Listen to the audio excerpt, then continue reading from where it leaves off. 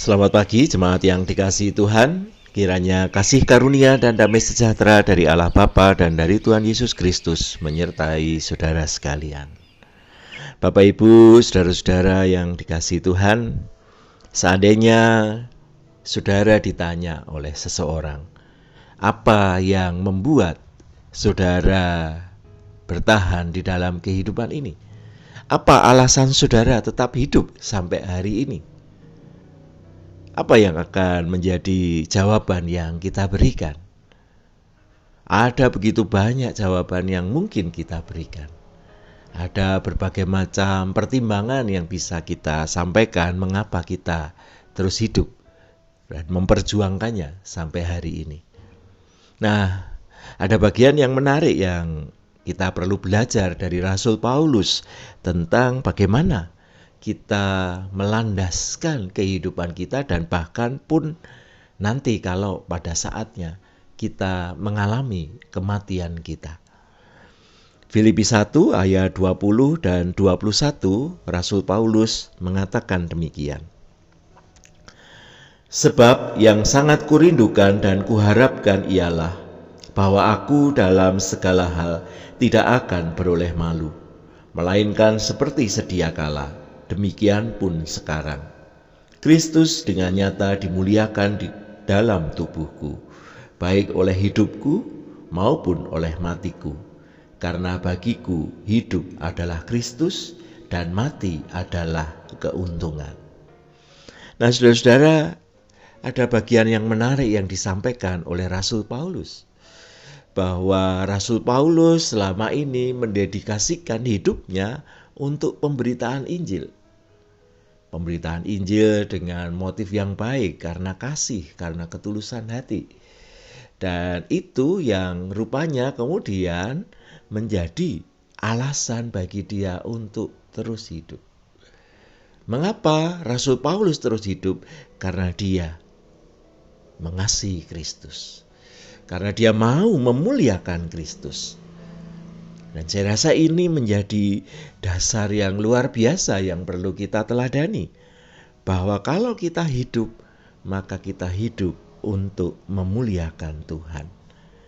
Dikatakan di ayat yang ke-20 bahwa tadi Rasul Paulus memang mengusahakan itu sejak semulanya, sejak dahulu. Dan bahkan sampai dia ketika menulis surat itu, dia mengatakan, Kristus dengan nyata dimuliakan di dalam tubuhku. Menarik, ini menjadi alasan mendasar yang perlu dimiliki oleh setiap orang percaya. Dan bahkan Rasul Paulus menambahkan satu kalimat yang luar biasa dengan mengatakan, baik oleh hidupku maupun oleh matiku.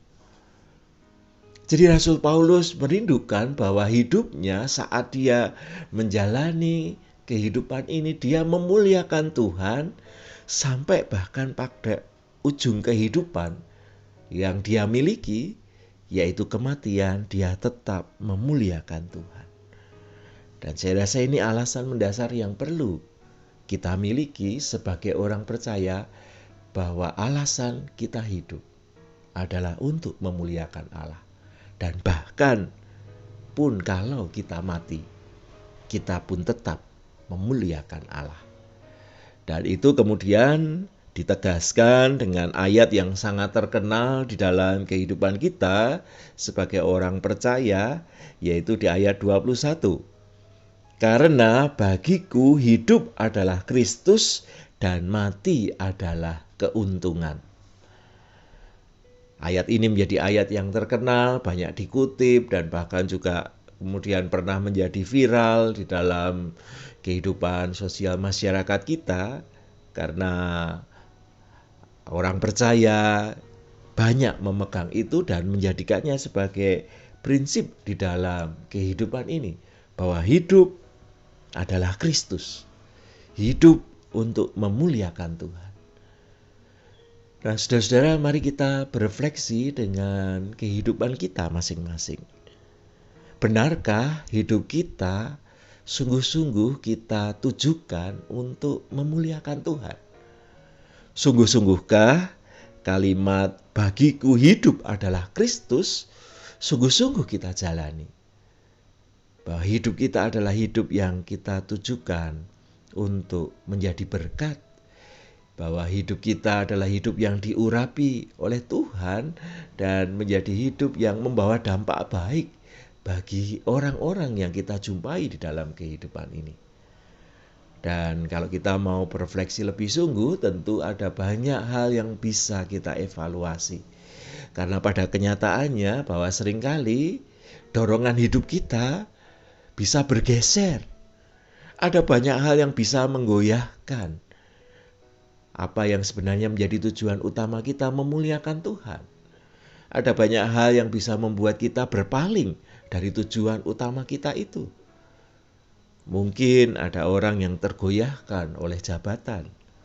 Mungkin ada yang tergoyahkan oleh harta kekayaan, nama baik, relasi sosial, atau hal-hal yang lain yang bisa muncul di dalam kehidupan ini. Tetapi hari ini kita diingatkan, kita didorong untuk menjalani hidup bagi kemuliaan Tuhan. Bahkan sampai di ujung kehidupan kita, kematian kita pun, kalau bisa, juga tetap memuliakan Tuhan.